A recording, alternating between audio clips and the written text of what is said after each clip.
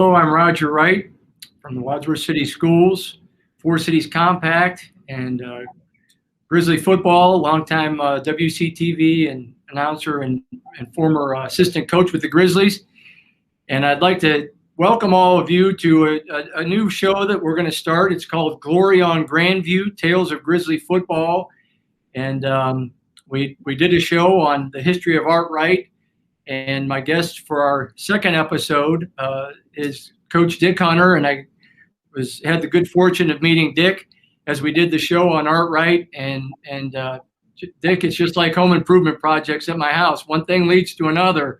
We had a great story on Art Wright, and we found another great story about Coach Hunter. So Coach, welcome. It's Coach Dick Hunter, and Dick was a head coach at Wadsworth High School, and a really neat story. And that's my intent here with Glory on Grandview, is to find some pretty unique and interesting stories in the history of Wadsworth football, and to bring those out and share those with our community. So Dick, welcome. And again, we're going to start off. We'll talk a little bit about your background, and just like Art Wright, you came from Barberton, Ohio, close by here. Yeah. And went to Barberton High School. And so we'll talk about your time there and growing up in Barberton. So we got some pictures we're going to share. Oh, yeah, that's when I played Bantam football. All right, so Bantam. Long time ago. And you started out in Clinton, Ohio, right? But Dad saw some athletic ability there and wanted to get you to Barberton. I was raised out at Clinton, and I didn't get to Barberton until I was my junior year, so I could play football. Okay, so you got involved in the program there, and they got some team shots here at Barberton. Oh yeah, that's our good team. So it looked like you had a good team there, and at Barberton you started at quarterback. Yes. Did some good things there, and got the poster here that you had from your Barberton football seasons. Yeah, that's the senior year there in 51 when no, it was 50 actually, the 50 season. But there was a lot of good athletes there at that time. Okay, and then also while you were at Barberton, you got basketball. So it's good starring on the basketball court as well. Yep, that's our guys.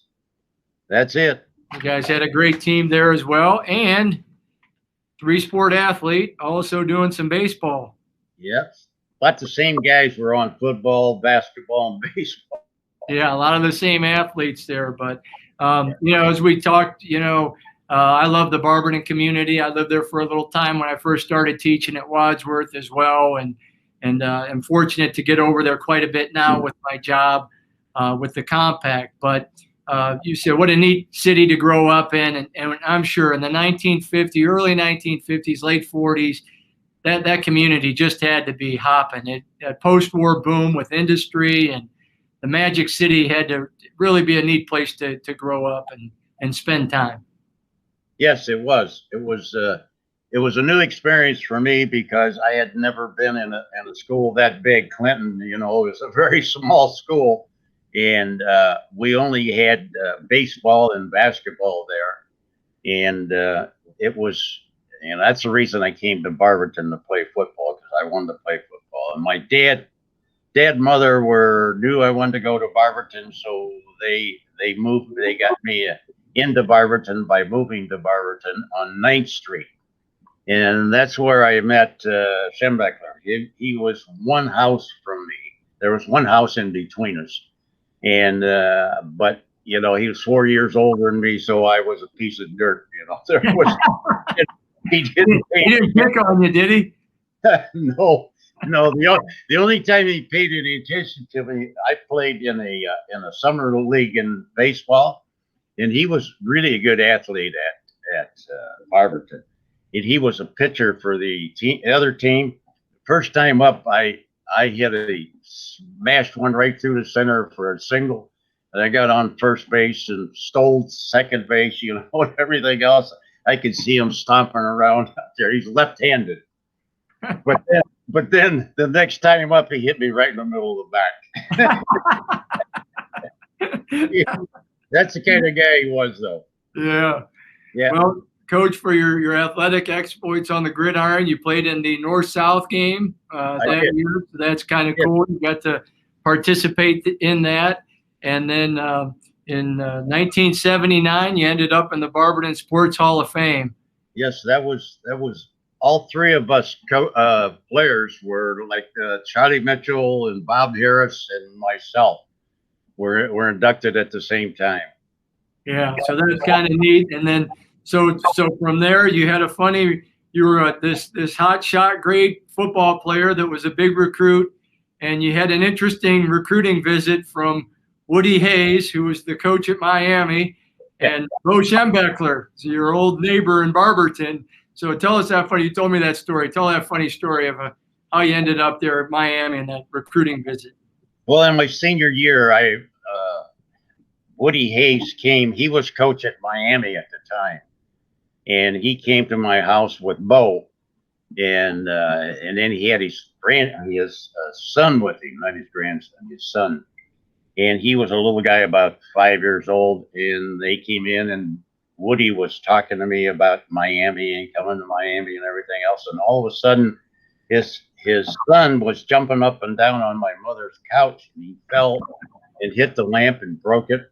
And oh my God, but he never stopped, didn't even look at it or anything. He just kept going. And when it was all over with, they left, and said goodbye and all that. And my mother says, Dick, I don't want you to ever go down there with him. He was, well, it worked out because Woody then went to Ohio State. Yes. And you ended up at Miami, and you were fortunate. How about that? You could have played for one legendary coach, but you ended up playing for another with Eric Parsegian there for his time at Miami. And we've got some pictures of your playing days. Oh yeah, that was a long time ago. I wish I looked like that now. Yeah, don't we all, huh? But got to play quarterback there for the Redskins at the time. They're the Red Hawks now, but the Redskins at the time, and had a lot of success there. Was the MVP of the MAC, and you guys had a good team there. And as the MVP, I got another cool picture here we're going to show. As the MVP, you got to. I got a chance to meet Otto Graham. He spoke at our banquet, and of course, Era played with Otto Graham with the Browns. Very neat. So you got to meet the legendary Otto Graham. And I never asked you, were you a Browns fan growing up in Northeast Ohio? Did you grow up a Cleveland Browns fan? Yeah. Between the Indians and the Browns, that was big. Yeah, you got to see them in their heyday. You got to see the championship years. I did. Yeah. So, again, seems to be a pattern with you for your athletic exploits. You ended up in the Miami Hall of Fame as well. In 1993, you were inducted there. So then what was next for you? What did you do after Miami? I had a chance to sign a baseball contract with the Phillies, but my mom and dad didn't want me to do that. They wanted me to get an education. And then while I was at Miami, the Edmonton Eskimos came by and offered me a contract to play with them. But when I looked at a map and saw how far away that was and everything, I said, boy, that's a long way away. Pretty cold up there. Yes. But anyway, then what I decided to do was I came back to Barberton as an assistant coach for 2 years and worked for Junie Farrell. And then I left and went down to Denison University. John Pont, who was a player at Miami, he got me into Denison. He recommended me, and they hired me. Went down there, and I was assistant football coach, and ended up being the assistant basketball coach and the head baseball coach. So, oh, great! Did a little bit of everything. Yeah, that was but there was no scholarships and everything. You just had to go out. but anyway, I had a good experience there. Keith Piper was really a good football coach. Played the single wing, Huh. you know, and he has played the single wing till he quit. Yeah, yeah, it worked for him, right? And then what was your next stop then after Denison? Where'd you go? Then I got a call from Wake Forest College because of a friend down there, and the coach down there was brand new, and he called me and he said, I got a good recommendation from you, and one of my assistant coaches here has recommended you, and he's leaving to go to Alabama. So I flew down there and looked at it, and I thought, well, it's a good opportunity. But it wasn't a good opportunity. It was that was his first year as a coach. And we had a great quarterback, Norman Sneed, who played in the pros. And we sort of threw the ball a little bit. And we only I think won 5 games the first year. I was there, and Norman Sneed left. And then we went 0-10. And the athletic director ended up firing the head coach, and so all the assistants had to leave. All right. So then where'd you go? Where'd you end up? Then after there, I went. Let's see. I came back. I started. I was looking for a job, and I started teaching back at Barberton for about a year and a half, and then all of a sudden, one of my friends who lived in Wadsworth, he said, hey, they've got an opening out there for an assistant coach with a guy named Rex McElvain. He said, he's a really good guy.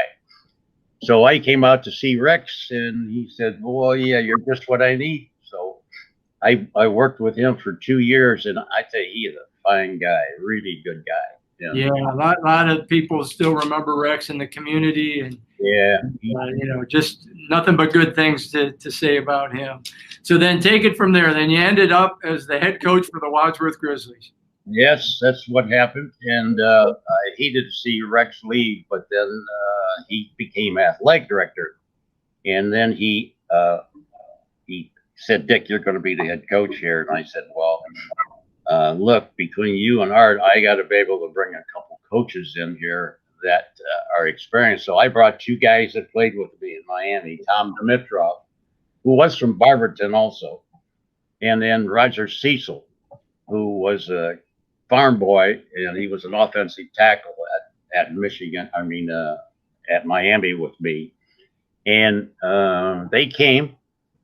They were both looking for a job, and they came, and we started a program, and we didn't do well the first year, but the second year we were smart enough to get things moving at Wadsworth. So we went down to the junior high, got the junior high players enthused about practicing in the spring, like you have spring practice, and we got them practicing. There was a junior football program that was starting, and people in town were very loyal and just supported the daylights out of our team and our players.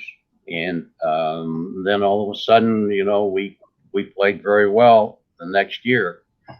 And the guys, we put them like Bo said, you got to make them tough. And we did. We made them tough as heck. We worked them out and made them go. And it paid off in a magical season, right? The season undefeated.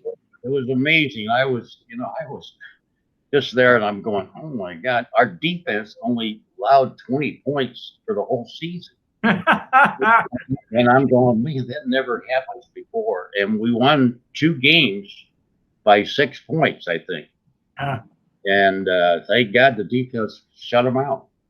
Yeah, so an undefeated season in your second year as head coach, and we've got some pictures from the yearbook. I took from the yearbook, and we'll show some of those of you speaking at a pep rally and out on the practice field, and the team shot or 2. But great teams in Wadsworth, and I can't help but think then because of that you got noticed, and other opportunities opened up for you. So after the short time in Wadsworth as the head coach, then the next step was what? It's a big one. Yeah, I was very fortunate. and a friend of mine who played when I played was an assistant coach at Miami University. He graduated from Miami, and so did I, and so did Mitroff, and so did Cecil. But he called me, he says, Dickie, he says, Bo's going to have an opening here. One of the guys is going to Purdue, defensive back coach. And I said, yeah, I'd be interested in that. I always wanted to go back to to Miami. But went down there and got hired. Went down and I had 2 years there. And all of a sudden, Bo was being interviewed for the head coaching job at Michigan University. Yeah, we got a couple pictures of you there with the yes, group. That's my defensive backs. Yeah, there's your DBs, and there was a couple guys with Wadsworth connections there. Bob Thomas and Dick Moron, right? Dick became a future coach, right there, and then the Miami staff picture, this good picture. Yeah, that's everybody except Joe Galat down in there. He was a wrestling coach, so he had to stay. But Bo took, 6 of us with him, and we went to Michigan. And you reunited then again with your old neighbor there at UM, and so tell us about that. Take it from there, and I think that's it's such a neat story to this point. But your old neighbor Bo Schembeckler becomes the head coach at the University of Michigan, so to talk about that, your time there with Bo at Miami, and then moving to Michigan with him. Yeah, it was, being with him at Miami, all of a sudden I realized how organized and how special he was in preparing for practices and games and things. And he, so when we went to Michigan, we all left in cars to go up there on New Year's Day in 1969. Yeah, 1969. That was the year. And when we got there, we of course had a meeting with all the players and things, and they had a lot of good players up there. There were a lot of Ohio guys in there playing. And Bo told them, he said, "Look, guys, you're going to have to get tougher if we want to beat Ohio State." And a couple of the captains said, "Yeah, Ohio State beat us 52-0 last year at Columbus." And he said Woody went for 2 points just to stick it in our what. And then the comment was, he said, "That's because I couldn't go for 3. Yeah, they asked Woody why, and he said, "Because they wouldn't let me go for 3. And rubbed it in. All those players remembered that. And honest to God, boy, I'm gonna tell you, practicing for the game with Woody, him being national champions and undefeated again, they were intense. I have never seen a football team get so intense. And I mean, they didn't want to quit practice. They would just knock the heck out of each other. And what happened. What was Bo like that week? Pardon me? What was Bo like that week in practice? Did he make a big deal out of it, or were the players so hyped up he let it happen? He was worried because we used to go one offense against one defense, on 2 or 3 times during practice. And, Bo was always on the offense and I was always on the defense. And I remember tight end went out for a pass, and one of beat us and kept pushing off of my guys and linebacker and everything else. And I got irritated and I yelled like hell about, "You can't do that." And Bo told me to shut up. And then, he kept doing it. And finally, I told my linebacker, I said, "Well, you just horse collar him when he tries to break the outside." And he did. He horse collared him and knocked him flat down. And Bo said, "Hunter, you can't do that. You can't."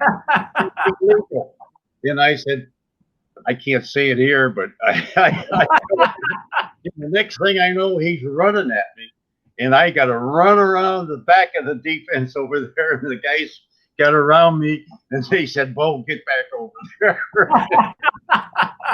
Well, the result was a huge win for that team, and then the 69 game with the Buckeyes.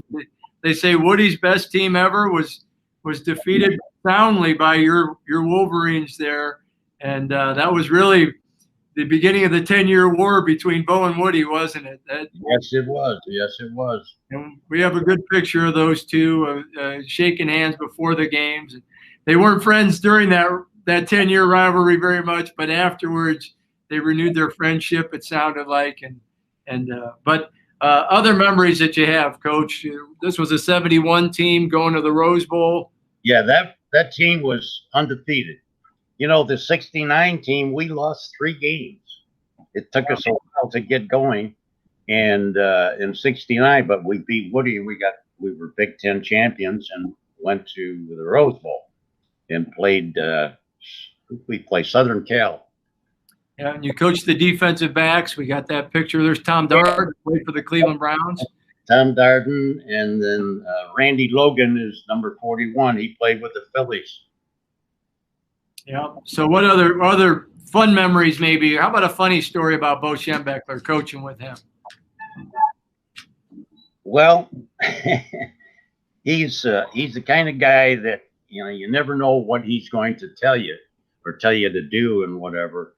But we used to play pranks on him all the time, and his whole way he was, you had to be in your seat, whether it was a staff meeting or whether it was a players meeting. And he always said, "I want you sitting with your butt in the seat and your feet on the floor." And he said, "If you're not, you're in trouble with me."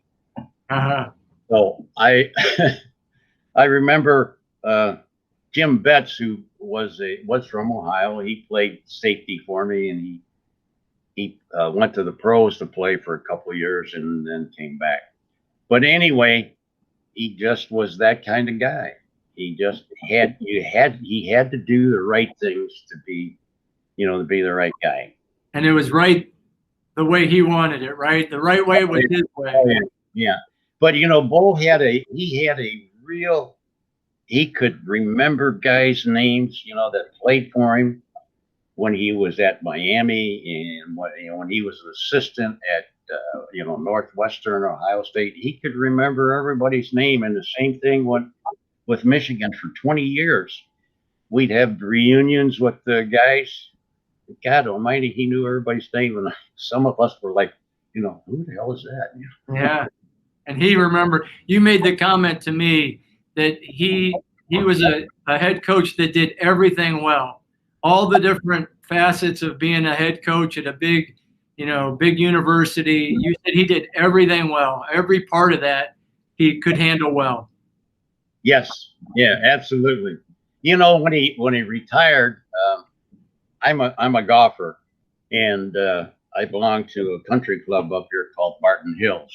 But anyway, one of the executives out at Barton Hills, he had Bo come as a speaker to one of their banquets, whatever, with their employees, and it was there's probably 200 people there, but it was in an auditorium. And this is Bo telling us the story, and it's like when he walked in, the guys were standing around and all that, and they finally sit down, and they were crossing their legs and everything, and finally Bo got on the speaker and he says, "Look, my rule is when I walk in here, your butt is in the seat and your feet on the floor." And he turned around and walked out. He walks in the door and says, "Well, let's try that again." And everybody was sitting there like you wanted. Guys are all executives, and he didn't care, did he? That's his rule. No, that was his rule. So, well, you know, I asked you this about Art Wright, and I'll ask you this about Bo Schembechler. So, what words would you use to describe him? What adjectives would you use to describe him? He never had a losing season at Miami or at Michigan. At Michigan for 20 years, he never had a losing season. He had one season that was 6-6. He won a bowl game to be 6-6. But anyway, I really learned a lot about how to be a coach, how to be a man, how to respect people, how to, just how to do things. And it was all to him, and all the players that have ever played for him, they all came back to see him all the time. Yeah, and he was tough on him, wasn't he? And that's kind of, I always think that's interesting. He was old school tough, yet he got players to play their best. And like you said, very few players left the University of Michigan when he was coaching. Right. A lot of them came. A lot of Ohio kids came. Yeah. So I mean, to think of that, he must have had something to draw people to him and to motivate them and get the best out of people.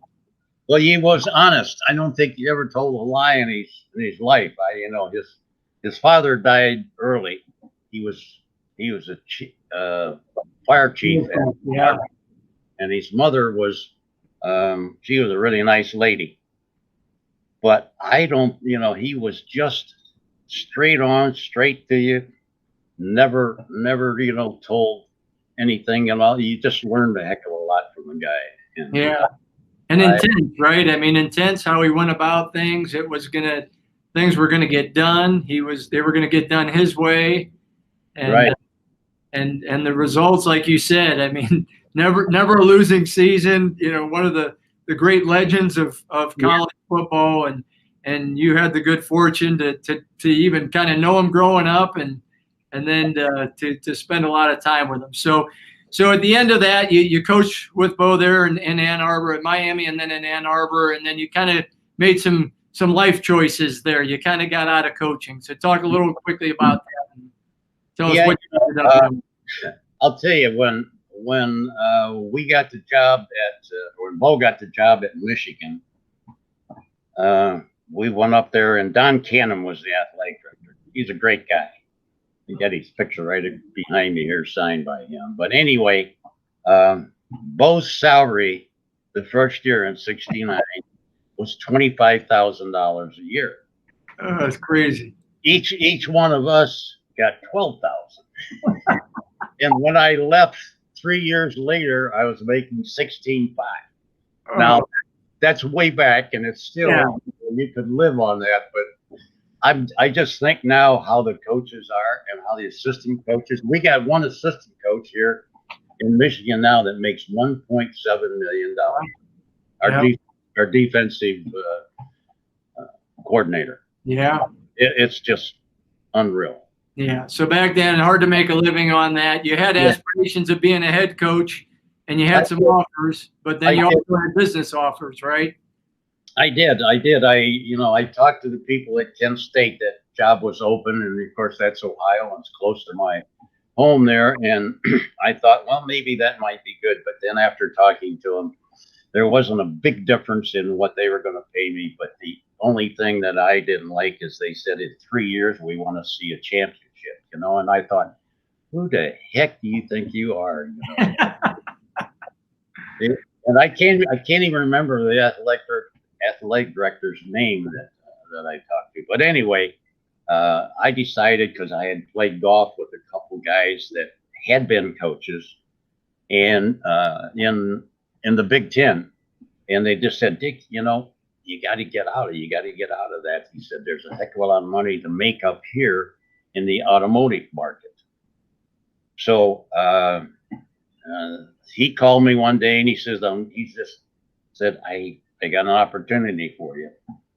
And that was when we were in spring practice. And after spring practice, I walked in and told Bo, I said, I think I'm going to leave. And he said, well, what are you going to do? And I said, well, I got an opportunity to go into business with this, work for one of these companies in the automotive market. And then when I left, he moved Moeller up. There was, the freshmen were still, they couldn't play as freshmen. So he moved Moeller up to be the defensive coach for 1 year and then turned it around, and then he brought in Jack Harbaugh. Yeah. But you know, that life that I had working in away from football, I missed football, but yet, you know, I was at the right place at the right time. Yeah. And you had a very successful business career. I did. You know, I felt like a billionaire, but you know, Yeah. But you still kept your ties, right? You still you were a Michigan Wolverine fan, and you still kept some ties with Bo and the university and the program. Yes. Yeah. In fact, when I started my own business, I became a sales rep for a company, and I needed an office, and so I ended up buying an old house right across from the football stadium. Yeah. On Main Street there. It was right in the center of the stadium, and ended up buying the apartment building next door, which was good. And you could walk out my front door right into the stadium, you know, but not now. Yeah. Oh, that's neat. Well, yeah. Well, Coach, we're gonna have to wrap it up, but I want to thank you, and we want to thank Coach Bayduk, because he certainly helped us with our pictures and all that. You know, he was your star quarterback there and your good team. And I also want to thank John Bernard from WCTV. He's going to help us to put this together. But I just think it's such a neat thing. I appreciate how you share your story with us. It's an incredible story. And I'm sure we have people in Wadsworth and Barberton that are going to enjoy it. And, you know, I hate to admit it, Coach, but there's a number of Wolverine fans that are still here. Oh, yeah. I a lot of them. Yeah. Yeah. And you know, I have some relatives and friends, and so I'm certainly going to encourage them to watch this show and hear about this neat connection between the Wadsworth Grizzly football and Michigan football. So thank you very much, my friend. And thank you, we will be back with future stories on Glorion Grandview Tales of Grizzly Football. Great. I'm glad I could help.